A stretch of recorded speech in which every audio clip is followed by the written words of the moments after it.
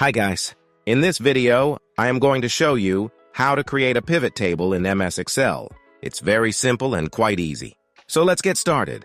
First of all, click on your data table. Next on the top, go to Insert. And here you find the option Pivot Table. Just click on it, and your whole table is selected automatically.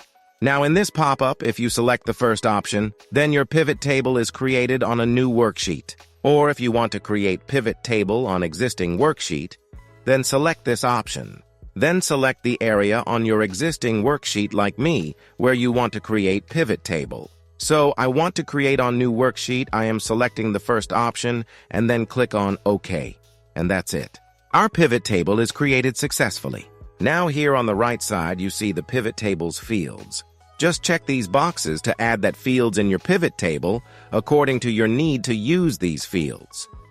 If you found this video useful, please show your support with a like. Your feedback is invaluable to us, so feel free to share your thoughts and suggestions in the comments section below. We're eager to hear from you.